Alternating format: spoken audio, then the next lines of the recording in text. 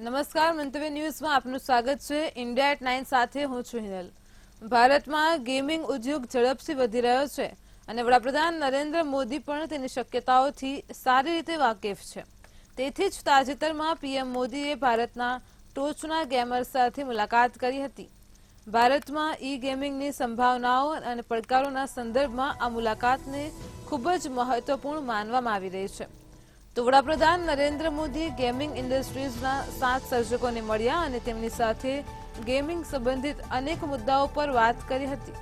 આ 7 ગેમર્સમાં નમન માથુર, અનિમેશ અગ્રવાલ, મિથિલેશ પાટણકર, પાયલ ધારે, અંશુ બિષ્ટ, તીર્થ મહેતા અને ગણેશ ગંગાધરનો સમાવેશ થાય છે। તો પીએમ મોદીએ પણ આ ખેલાડીઓ સાથે ગેમ રમી હતી। તેમણે ગેમિંગ ઇન્ડસ્ટ્રીઝમાં થયેલા નવા વિકાસ અને ભારતમાં ગેમિંગ ઇન્ડસ્ટ્રીઝને પ્રોત્સાહન આપતા ગેમર્સની સર્જનાત્મકતાને મોદી સરકારે કેવી રીતે ઓળખી છે તેની પણ ચર્ચા કરી હતી। તો આ ગેમર્સ સાથે વાર્તાલાપ કરતી વખતે વડાપ્રધાન નરેન્દ્ર મોદી ગ્લોબલ વોર્મિંગ અને આબોહવા પરિવર્તન સહિત ગેમિંગ અને જુગાર વચ્ચેના તફાવતોની ચર્ચા કરી હતી।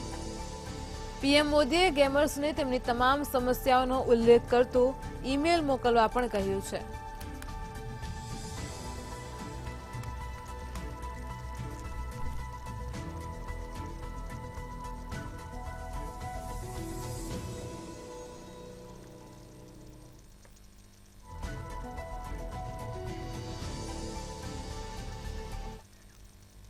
રાજસ્થાનના અલવરમાં જાહેર રેલીને સંબોધતા કેન્દ્રીય ગૃહમંત્રી અમિત શાહે કહ્યું છે કે કોંગ્રેસ નદીઓને જોડવાનો વિરોધ કરે છે। પૂર્વ રાજસ્થાન કેનાલ પ્રોજેક્ટ આવશે અને આખા અલવરને પાણી મળશે। કોંગ્રેસ જૂઠાણું ફેલાવી રહી છે કે અલવરને પાણી મળશે નહીં। ઈઆરસીપીથી પાણી મેળવો। મેં સીએમ ભજનલાલ સાથે પુષ્ટિ કરી છે કે અલવરમાં દરેક ગામ અને દરેક ઘર સુધી પાણી પહોંચશે। તો પીએમ મોદીએ ઓબીસી કમિશનને બંધારણીય માન્યતા આપી છે। કેન્દ્રમાં તમામ પ્રવેશ માટે અનામત આપવામાં આવી છે। પીએમ મોદી ઓબીસી સમુદાયમાંથી આવે છે અને તેમની કેબિનેટમાં 27થી વધુ મંત્રીઓ ઓબીસી છે।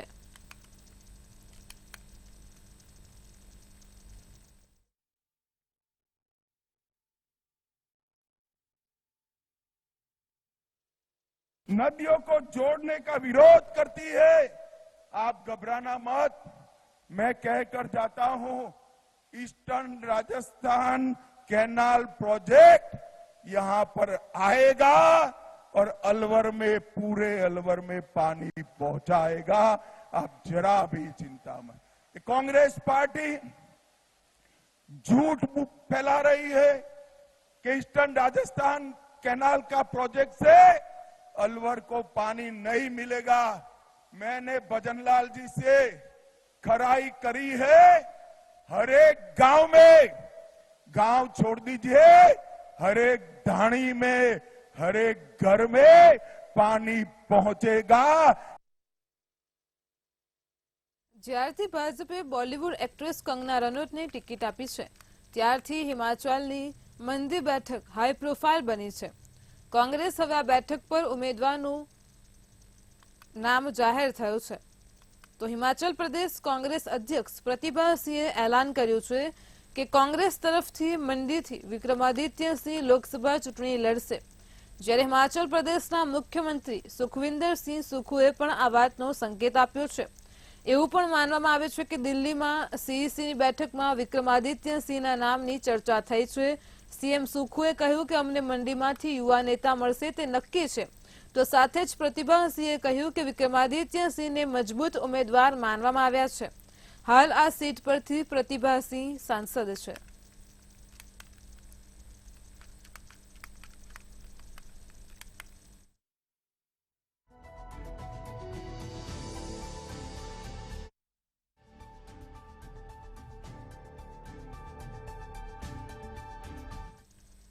છત્તીસગઢના બાલોદમાં ભાજપનો ચૂંટણી પ્રચાર કરતા ભારતના રક્ષા મંત્રી રાજનાથસિંહે નિવેદન આપ્યું છે।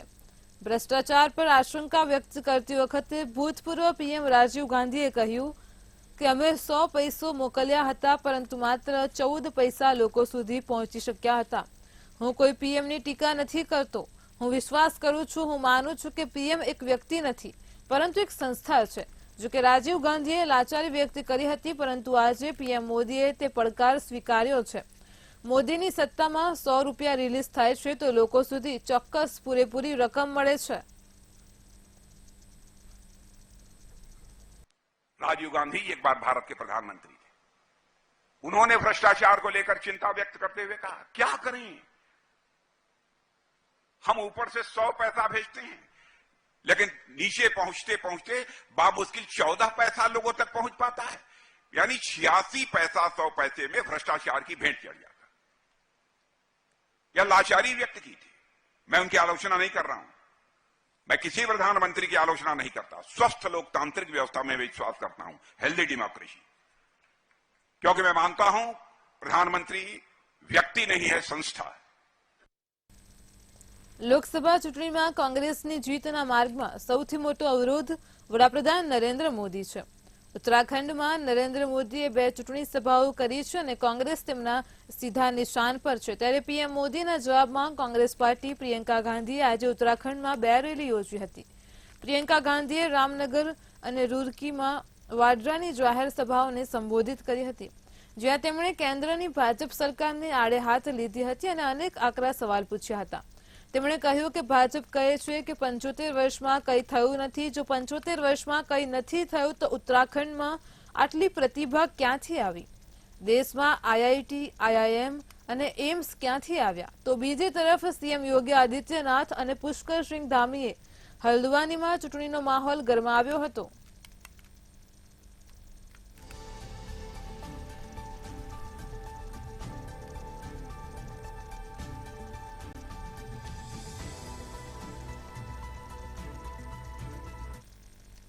અરુણાચલ પ્રદેશને લઈને ભારત અને ચીન વચ્ચે વિવાદ વધી રહ્યો હોય તેવા દ્રશ્યો પણ સર્જાઈ રહ્યા છે. તો થોડા દિવસો પહેલા જ ચીનની સરકારે રાજ્યના વિવિધ સ્થળોના 30 નવા નામોની ચોથી યાદી બહાર પાડી હતી. ત્યારે પીએમ મોદીએ પણ ચીનના આ નિર્ણયની આકરી નિંદા કરીને પ્રતિક્રિયા આપી હતી. તો ગૃહમંત્રી અમિત શાહે પણ કહ્યું હતું કે વડાપ્રધાન નરેન્દ્ર મોદીની સરકાર હેઠળ ચીન 1 ઇંચ જમીન પણ કબજો કરી શકતું નથી. અને ત્યારે હવે એક લોકસભાની ચૂંટણી નજીક છે, ત્યારે કોંગ્રેસ પણ ચીન અને ભારતના મુદ્દાને લઈને ભાજપને ઘેરવાનો પ્રયાસ કરી રહી છે. તો મોદી સરકાર પર ચીનને ક્લીન ચીટ આપવાનો આરોપ લગાવતા કોંગ્રેસે કહ્યું કે જો કોંગ્રેસ સત્તામાં આવશે તો ચીનના અતિક્રમણને મજબૂતીથી અટકાવશે.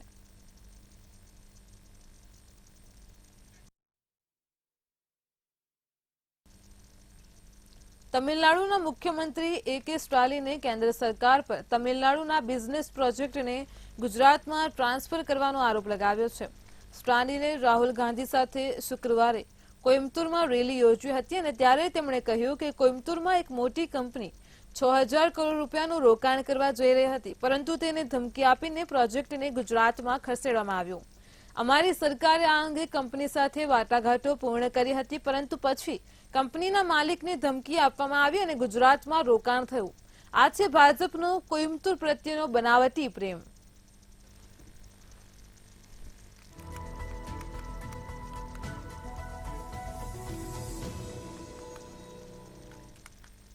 મહારાષ્ટ્રના પૂર્વ સીએમ ઉદ્ધવ ઠાકરેએ વડાપ્રધાન નરેન્દ્ર મોદીની નકલી શિવસેના ટિપ્પણી પર વળતો પ્રહાર કર્યો હતો. તેમણે કહ્યું કે મારી પાર્ટી તમારી ડિગ્રી જેવી નકલી નથી. ઉદ્ધવે વધુમાં કહ્યું કે શિવસેના અધ્યક્ષ બાલ ઠાકરે દ્વારા લોકોના અધિકારો માટે લડવા માટે રચાયેલી શિવસેનાને નકલી કહેવામાં આવી રહી છે અને આ તેમની ડિગ્રી નથી, જેને નકલી કહી શકાય.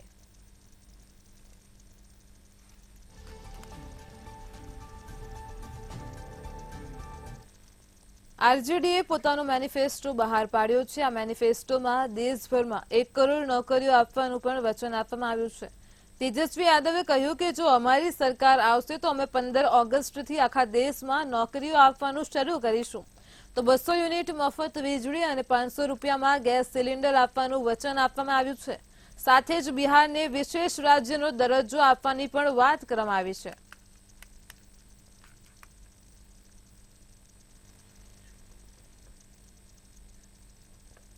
એઆઈએમના ચીફ અસદુદ્દીન ઓવૈસીએ કહ્યું કે ભાજપે સીએ નામનો ગેરબંધારણીય કાયદો બનાવ્યો છે. આ કાયદો ધર્મના આધારે બનાવવામાં આવ્યો છે, જે સમાનતાના અધિકારની વિરુદ્ધ છે. એટલા માટે મેં સંસદમાં નાગરિકતા બિલની નકલ ફાડી નાખી હતી. અમે આ સીએ વિરુદ્ધ હતા, છીએ અને આગળ પણ રહીશું.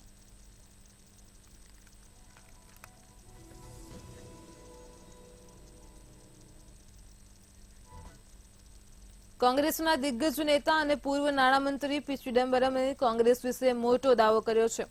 તેમણે ભારપૂર્વક જણાવ્યું હતું કે તેમની પાર્ટી આગામી ચૂંટણીમાં 2019 કરતાં વધુ બેઠકો મેળવશે. તેમણે એવી પણ આગાહી કરી હતી કે ઇન્ડિયા બ્લોક તમિલનાડુ અને કેરળમાં શાનદાર જીત મેળવશે. ચિદમ્બરમે કહ્યું કે હિન્દુ ધર્મ કે હિન્દુઓ કોઈ ખતરામાં નથી. સમગ્ર વિપક્ષને હિન્દુ વિરોધી તરીકે દર્શાવવાની ભાજપની ઇરાદાપૂર્વકની વ્યૂહરચના છે અને જેથી પીએમ મોદીને હિન્દુઓના તારણહાર તરીકે રજૂ કરી શકાય.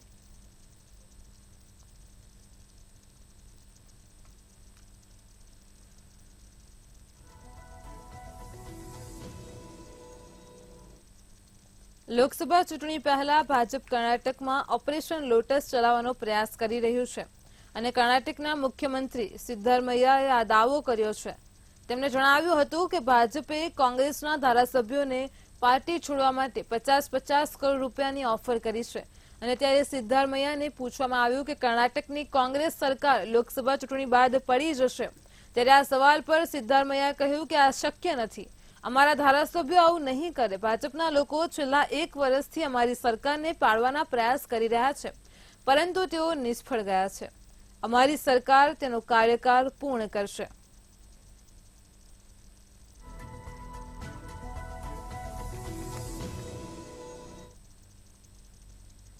ભારતમાં હવે લગભગ અડધા મહિલા મતદારો છે. છેલ્લા 15 વર્ષમાં હિન્દી પટ્ટાના રાજ્યોમાં મહિલા મતદારોની વધતી સંખ્યાએ ચૂંટણીના પરિણામોને આકાર આપી રહી છે, પરંતુ વાત જ્યારે સંસદ અને રાજ્ય વિધાનસભાઓની કરવામાં આવે છે ત્યારે મહિલાઓ હજુ પણ 15% કરતાં ઓછી બેઠકો ધરાવે છે. તો બીજી તરફ હ્યુમન ડેવલપમેન્ટ ઇન્ડેક્સમાં ઉચ્ચ રેન્કિંગ ધરાવતા દેશોમાં મહિલાઓનું વધુ પડતું પ્રતિનિધિત્વ છે. ઉદાહરણ તરીકે ન્યૂઝીલેન્ડમાં 50%થી વધુ મહિલા સાંસદો છે. સ્પેન, ફ્રાન્સ, જર્મની, યુકે અને ઇટાલીમાં પણ નીચલા ગૃહમાં 30%થી વધુ મહિલા પ્રતિનિધિઓ છે.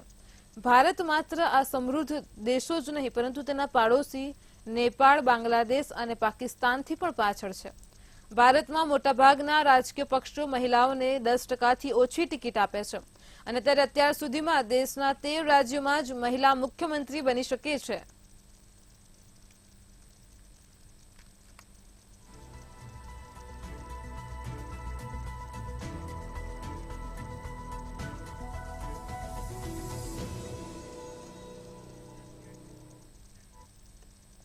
લોકસભા ચૂંટણી 2024ની તૈયારીઓ વહીવટી સ્તરે સતત મજબૂત કરવામાં આવી રહી છે.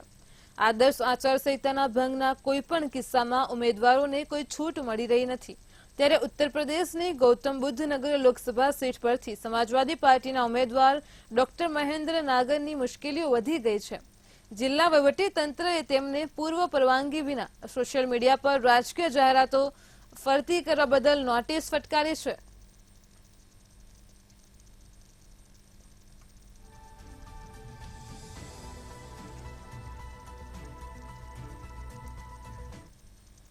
અયોધ્યા ભગવાન શ્રી રામના ભવ્ય મંદિરના નિર્માણ પછી પ્રથમ વખત આવી રહેલી રામનવમીએ પણ ઇતિહાસમાં સ્થાન મેળવે તેવી ઉજવણી હશે. અયોધ્યામાં રામલલ્લાના કપાળ પર સૂર્યતિલકની ટ્રાયલ કરવામાં આવી હતી. સૂર્યના કિરણો અરીસા દ્વારા ભગવાનના મસ્તક પર પડ્યા. રામનવમીના દિવસે 17 એપ્રિલે બપોરે 12 કલાકે સૂર્યના કિરણોથી રામલલ્લાનું તિલક કરવામાં આવશે. તો આ પહેલા શુક્રવારે બપોરે 12 કલાકે વૈજ્ઞાનિકોની હાજરીમાં ટ્રાયલ કરવામાં આવી હતી અને જે સફળ રહી હતી. રામલલ્લાના મુખ્ય પૂજારી આચાર્ય સત્યેન્દ્ર દાસે કહ્યું હતું કે વૈજ્ઞાનિકો દ્વારા કરવામાં આવેલી સફળ ટ્રાયલ બાદ ભગવાન રામલલ્લાનો સૂર્યતિલક આ વખતે રામનવમીના અવસર પર પણ કરવામાં આવશે. તો આચાર્ય સત્યેન્દ્ર દાસે જણાવ્યું હતું કે જ્યારે અમે ભગવાન રામની આરતી કરી રહ્યા હતા અને સૂર્ય ભગવાન તેમના કપાળ પર રાજતિલક કરી રહ્યા હતા ત્યારે દ્રશ્ય ખૂબ જ અદ્ભુત લાગી રહ્યું હતું. ત્રેતાયુગનું એ દ્રશ્ય હવે કળિયુગમાં પણ સાકાર થઈ રહ્યું છે.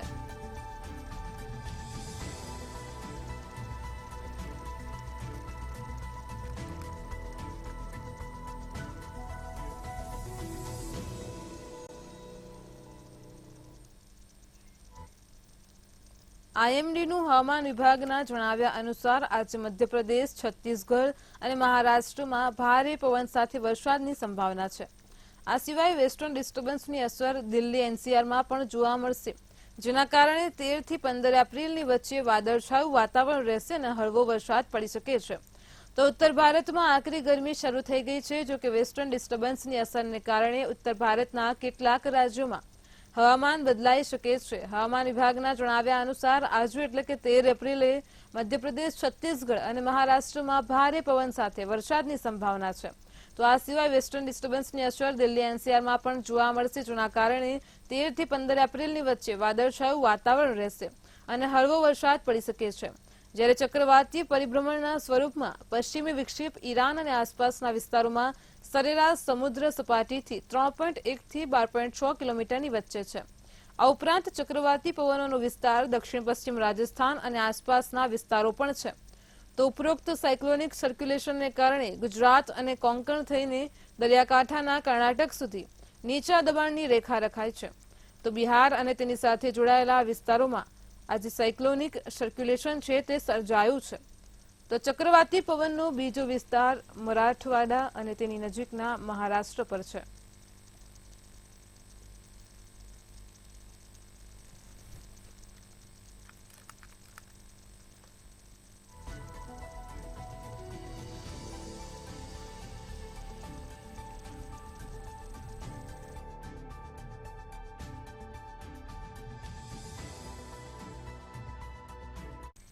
કોંગ્રેસના ઉમેદવારોની યાદી જાહેર કરવામાં આવી છે. સમાચાર સામે આવી રહ્યા છે. આગામી લોકસભાની ચૂંટણી હવે નજીક જ છે, ત્યારે કોંગ્રેસે ગુજરાતની બાકી 4 બેઠક પર નામ જાહેર કર્યા છે. અમદાવાદ પૂર્વથી હિંમતસિંહ પટેલને ઉમેદવાર તરીકે ટિકિટ આપવામાં આવી છે. તો રાજકોટથી પરેશ ધાનાણીને ઉમેદવાર તરીકે જાહેર કર્યા છે.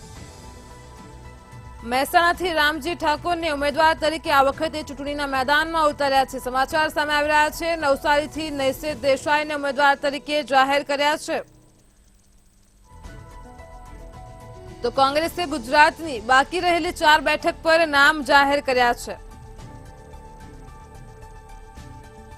અમદાવાદ પૂર્વથી હિંમતસિંહ પટેલને ઉમેદવાર તરીકે જાહેર કર્યા છે. રાજકોટથી પરેશ ધાનાણીને ઉમેદવાર તરીકે જાહેર કર્યા છે. તો મહેસાણાથી રામજી ઠાકોરને ઉમેદવાર તરીકે જાહેર કર્યા છે. નવસારીથી નૈશિત દેસાઈને ઉમેદવાર તરીકે જાહેર કર્યા છે.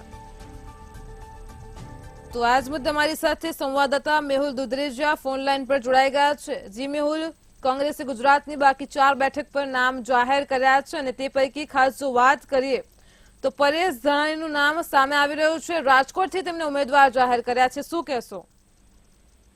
જે પ્રમાણે મંતવ્યનું જે ગૌ પણ કહ્યું હતું કે જે નામો જે છે જેમાં ખાસ કરીને જે વિવાદિત સીટ જે રાજકોટની છે તેની અંદર પરેશ ધાનાણી છે તેનું નામ જાહેર થયું, ત્યારે પરેશ ધાનાણીનું નામ આજે વિધિવત જાહેર થઈ ચૂક્યું છે. નવસારીથી નૈશિત દેસાઈ જે છે તેનું નામ પણ જાહેર થઈ ચૂક્યું છે અને સાથે સાથે જ જે મહત્વની જે 4 સીટો છે તેના તમામ જે નામો છે તેની જાહેરાત કોંગ્રેસ દ્વારા કરી દેવામાં આવી છે. સૌથી મહત્વની વાત છે કે અમદાવાદ પૂર્વની અંદર રોહન ગુપ્તાએ જયારે પોતાની ઉમેદવારી પાછી ખેંચી ને ત્યારબાદ જે રીતે નાટકીય રીતે જેને રિઝાઇન આપ્યું છે અને ભાજપમાં જોડાય છે તેને લઈને આજે પૂર્વ સીટની અંદર કોણ લડશે તેની પણ જે ચર્ચા વિચારણા ચાલતી હતી. એ દરમિયાન શહેર પ્રમુખ હિંમતસિંહ પટેલનું જે નામ જે છે તે જાહેર થઈ ચૂક્યું છે. તેઓએ કહ્યું હતું કે તેઓ ચૂંટણી નહીં લડે, પરંતુ હવે જયારે કોઈ કોંગ્રેસ પાસે ઓપ્શન નથી રહ્યો ત્યારે આ જે નામ જે છે હિંમતસિંહ પટેલનું તે જાહેર કરવામાં આવ્યું છે. એટલે કે હવે જે કોંગ્રેસની જે 26 સીટો પૈકીની જે 24 સીટો હતી તેમાં જે તમામ ઉમેદવારોનું નામ જાહેર થયું છે. ફક્ત 2 જે સીટો છે ભાવનગર અને ભરૂચ જે આમ આદમી પાર્ટી પાસે છે ગઠબંધનના ભાગરૂપે, તો 2 સીટો તે લડશે, 24 સીટો એટલે કે હવે 26 સીટો ઉપરનું જે નામ છે તમામ જે ઉમેદવારોને જાહેર થઈ ચૂક્યા છે અને આગામી દિવસોમાં કોંગ્રેસ જે છે તે પણ પ્રચાર અને પ્રસારમાં લાગી જશે. જી તો જી મોહન, આપણે વાત કરીએ તો ગુજરાતની નવસારી બેઠક પરથી નૈશિત દેસાઈનું નામ સામે આવી રહ્યું છે, તે મુદ્દે આપ શું કહેશો? જે પ્રમાણે નવસારીની અંદર નૈશિત દેસાઈનું જે નામ આપ્યું છે, નૈશિતભાઈ જે ખૂબ જ પીઢ નેતા છે કોંગ્રેસના અને સાથે જ મધ્ય ગુજરાતની અંદર તેનું નામ પણ છે. જે મીડિયા કોઓર્ડિનેટર તરીકે પણ તેઓએ ઘણી કામગીરી કરી ચૂકી છે. તે રીતે જેને સારો અનુભવી નેતા હોવાના લીધે તેને જે નામ છે તે ડિક્લેર કરવામાં આવ્યું છે. એટલે અગાઉ પણ જે તેમનું નામ જે છે સત્તામાં હતું ત્યારે આજે ફરી વખત ઉમેદવાર તરીકે તેમનું નામ જે છે બીજી વખત જે છે જાહેર થઈ ચૂક્યું છે. જી તો સાથે જ અમદાવાદની પૂર્વ બેઠક પરથી હિંમતસિંહ પટેલનું નામ સામે આવ્યું છે. તો આ વખતે અમદાવાદ પૂર્વમાં કેવો ચૂંટણીનો જંગ જોવા મળશે? જે પ્રમાણે મેં જણાવ્યું કે હિંમતસિંહ પટેલ જે છે તે શહેર કોંગ્રેસના પ્રમુખ છે, પૂર્વ મેયર રહી ચુક્યા છે, ધારાસભ્ય રહી ચુક્યા છે. તો આ તમામ જે મુદ્દા જે છે તે તેઓને ખાસ કરીને ધ્યાનમાં રાખવામાં આવશે. જે પ્રમાણે હિંમતસિંહનું નામ છે તો સામે એચ.એસ. પટેલ, હસમુખભાઈ પટેલ જે છે તેનું નામ જે છે તે પણ જાહેર થઈ ચૂક્યું છે. એટલે કે રસ્સાકસી જે છે તે ખૂબ જ રહેશે, કારણ કે સાંસદ તરીકે ધારાસભ્ય તરીકેનો એચ.એસ. પટેલનો પણ એટલો જ બહોળો અનુભવ છે. તે રીતે આજે બંને જે પૂર્વની જે સીટો જે છે ખાસ કરીને તેની અંદર એક રસ્સાકસી ભરો જે માહોલ જે છે તે કોંગ્રેસ અને ભાજપ બંને માટે જોવા મળશે. સાથે જ મેહુલ, જ્યારે આ 4 ઉમેદવારોની યાદી સામે આવી રહી છે, જેમાં મહેસાણાની સીટ પરથી રામજી ઠાકોરને આ વખતે ચૂંટણી મેદાનમાં ઉતાર્યા છે, શું કહેશો? પ્રમાણે જે છેલ્લા કેટલાય સમય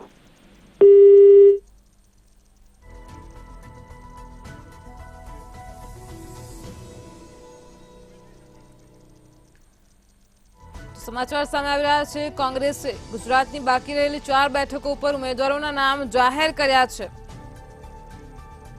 તો ઉમેદવારોના નામની યાદી સામે આવી રહી છે. કોંગ્રેસ પક્ષે 4 બેઠક પર નામ જાહેર કર્યા છે. અમદાવાદ પૂર્વથી હિંમતસિંહ પટેલને ઉમેદવાર તરીકે મેદાનમાં ઉતાર્યા છે, જ્યારે રાજકોટથી પરેશ ધાનાણીને ઉમેદવાર તરીકે ટિકિટ આપવામાં આવી છે. તો મહેસાણાથી રામજી ઠાકોરને ઉમેદવાર તરીકે જાહેર કરવામાં આવ્યા છે. આ સાથે જ નવસારીની બેઠક પરથી નૈસિત દેસાઈને ઉમેદવાર તરીકે જાહેર કર્યા છે. કોંગ્રેસે વધુ એક ઉમેદવારોના નામની યાદીની જાહેરાત કરી છે, જેમાં ગુજરાતની બાકી 4 બેઠક પર નામ જાહેર કર્યા છે.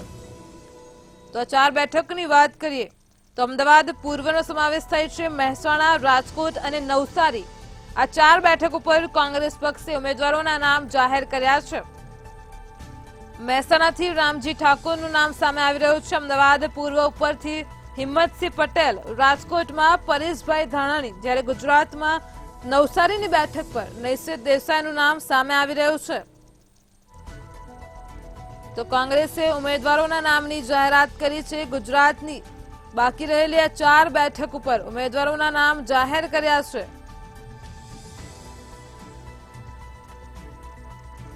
તો સમાચાર સામે આવી રહ્યા છે. આગામી લોકસભાની ચૂંટણીના હવે ગણતરીના જ દિવસો બાકી છે. જાહેરનામું પ્રસિદ્ધ થઈ ચૂક્યું છે. આગામી 19 એપ્રિલ સુધી ઉમેદવારી પત્રક પણ ભરી શકાશે. તે દરમિયાન કોંગ્રેસે આજે ગુજરાતની બાકી 4 બેઠક ઉપરથી ઉમેદવારોના નામની જાહેરાત કરી છે. તો રાજકોટમાં હવે પરસોત્તમ રૂપાલા વર્સિસ પરેશ ધાનાણી વચ્ચે ચૂંટણીનો જંગ જામશે. તો નવસારીમાં સી.આર. પાટીલ વર્સિસ નૈસિત દેસાઈનો પણ આગામી ચૂંટણીમાં રંગ જોવા મળશે. તો મહેસાણાથી હરિ પટેલ વર્સિસ રામજી ઠાકોર છે.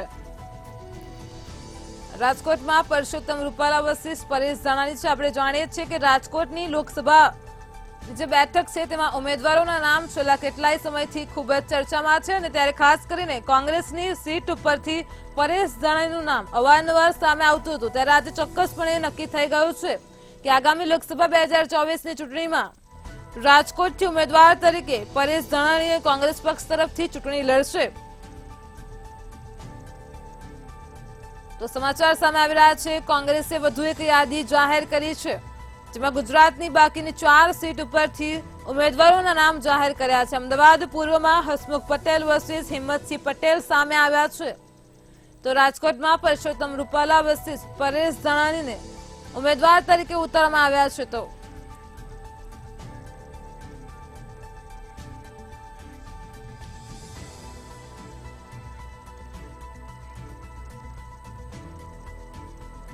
તો રાજકોટમાં પુરુષોત્તમ રૂપાલાની સામે પરેશ ધાનાણીને કોંગ્રેસ પક્ષે ઉમેદવાર તરીકે જાહેર કર્યા છે.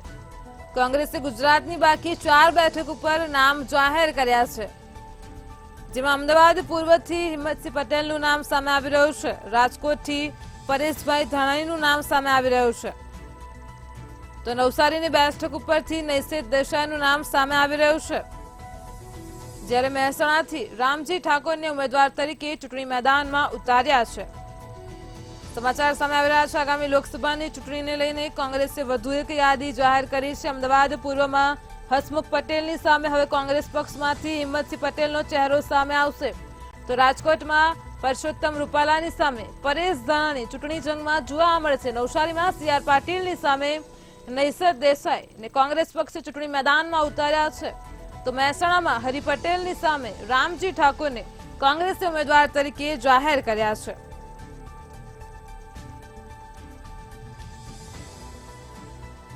તો કોંગ્રેસે ગુજરાતની બાકી 4 બેઠક ઉપર નામ જાહેર કર્યા છે. અમદાવાદ પૂર્વ, નવસારી, મહેસાણા આ બેઠકોનો સમાવેશ થાય છે.